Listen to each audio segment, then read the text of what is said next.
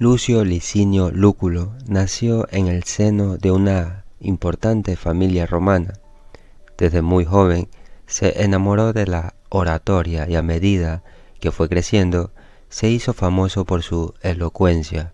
Licinio era muy devoto de su hermano menor, llamado Marco, e incluso se negaba a aceptar cualquier cargo público a menos que su hermano también lo consiguiera, lo que llevó a los romanos a elegir a Lúculo y a su hermano como édiles al mismo tiempo. Durante la época de la guerra social, Sila queda muy impresionado por Lúculo y lo nombra para ocupar puestos de alta confianza. Sin embargo, a pesar de su relación con Sila, Lúculo no tuvo nada que ver con las atrocidades que hizo Sila y Mario en toda Italia. Luego se convierte en cónsul después de la muerte de Sila y se dirige al este para luchar contra Mitridates.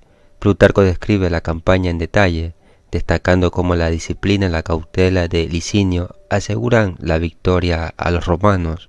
Tras hacer retroceder a Mitridates, Licinio reforma las leyes de las ciudades griegas de Asia Menor, reduciendo los impuestos y las deudas. Como resultado, Licinio se gana el amor y el respeto de la gente de la región.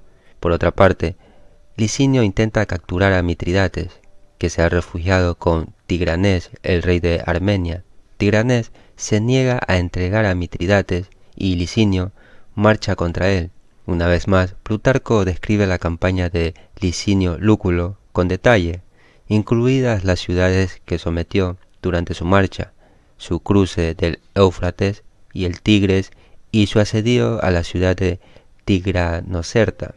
Al llegar el momento de la batalla, Licinio Lúculo se enfrenta por fin al ejército de Tigranes, al que derrota fácilmente, pero Tigranes fue uno de los primeros en huir y cuando se encontró con su hijo, que compartía su desgracia, se quitó la corona y le ordenó que la tomara y se salvara por otro camino si era posible.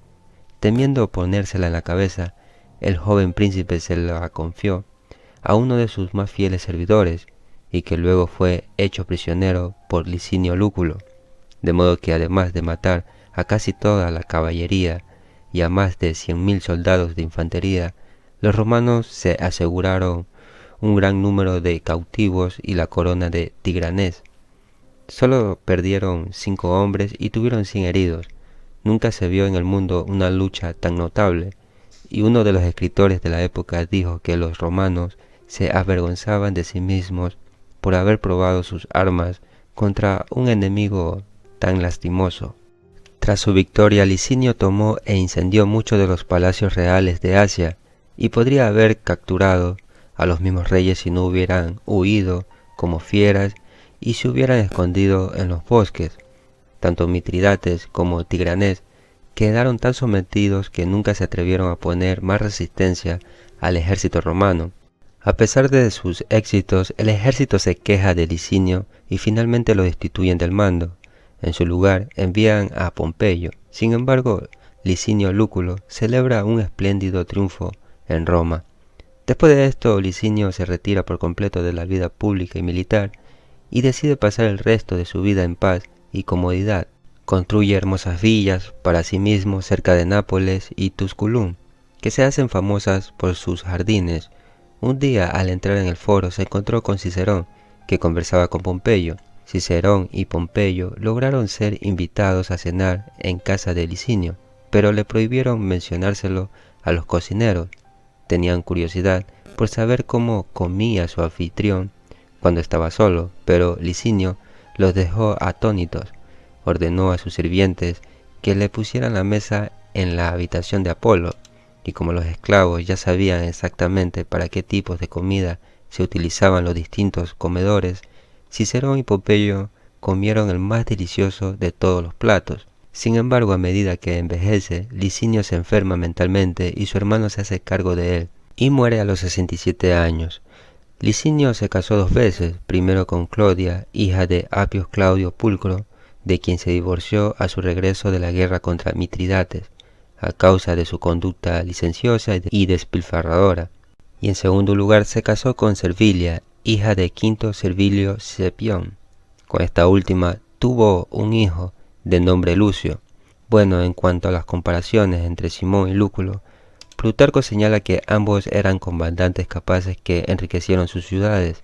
Sin embargo, el carácter de Simón mejoró a medida que envejecía, mientras que el de Licinio decayó. Simón también era conocido por ser generoso con su riqueza, mientras que Licinio Lúculo disfrutaba del lujo y la ostentación. Pero Licinio Lúculo, por otro lado, superó con creces a Simón como general. Vamos a profundizar un poco más en esto. En las biografías de Simón y Lúculo, Plutarco tiene la oportunidad de explorar dos figuras que muestran un equilibrio de virtudes y vicios. Aunque ambos hombres eran generales capaces que ayudaron muchos a sus respectivos estados, cada uno tenía sus defectos. Al comienzo de su biografía de Simón, Plutarco reflexiona sobre la importancia de aprender de los vicios de las grandes figuras históricas en lugar de simplemente ignorarlos. Para Plutarco, el objetivo del biógrafo es producir un relato lo más fiel posible de su tema. Cualquier cosa menos que eso sería abusar de su memoria con una narración falsa. Además, como nadie es perfecto, un verdadero relato de una persona debe examinar sus debilidades además de sus fortalezas. Estas debilidades, como escribe Plutarco, no siempre deben interpretarse como simples vicios, más bien, en el caso de ciertas figuras históricas notables, podemos considerarlas más como deficiencias de alguna virtud particular que como efectos naturales del vicio. La compleja interacción entre la virtud y el vicio se convierte así en otro importante tema filosófico que se puede estudiar a través de las biografías. Por otra parte, varias anécdotas de Plutarco ilustran las debilidades de Simón y Licinio Lúculo y su compleja relación con sus virtudes. Muchos de los defectos de Simón surgen de las lagunas en su educación, según Plutarco. Huérfano a temprana edad, Simón no recibió el mismo nivel de educación que otros jóvenes aristocráticos de su tiempo, y el resultado fue que se convirtió en un joven inmoral. Plutarco incluso registra la historia de que tuvo una relación romántica con su propia hermana. La naturaleza voluntariosa de Simón también resultaría una ventaja a medida que crecía y lideraba a los atenienses en importantes victorias contra los persas. Luego, Licinio Lúculo parece haber seguido una trayectoria casi opuesta a la de Simón. Mejor educado de joven, se obsesionó cada vez más con el lujo a medida que envejecía, cediendo a su deseo de comodidad y placer. Los aparentes vicios de Licinio también reflejan en cierto modo sus virtudes más importantes. Plutarco cuenta algunas historias para ilustrar lo devoto que era Licinio a su hermano menor, negándose incluso a asumir ningún cargo político hasta que su hermano también tuviera uno. Esto se consideraba una virtud, hasta que se llevó demasiado lejos, como cuando Lúculo se opuso al justo castigo de Catón a su hermano por su corrupción. Sin embargo, la importancia de Simón y Licinio como líderes en última instancia es limitada. Aunque Simón obtuvo importantes victorias contra los persas y Licinio contra el Ponto y Armenia, ninguno de ellos logró someter por completo a su enemigo. Los persas todavía eran fuertes y seguían luchando contra los atenienses cuando murió Simón, y no fue Licinio sino Pompeyo quien puso fin a las guerras mitridáticas. Para concluir, Simón y Licinio Lúculo representan figuras públicas más dignas que muchos de sus contemporáneos, como Plutarco intenta demostrar, debido a sus caracteres morales relativamente fuertes. Simón, por ejemplo, era mucho más honesto que otros políticos de su época, como Temístocles.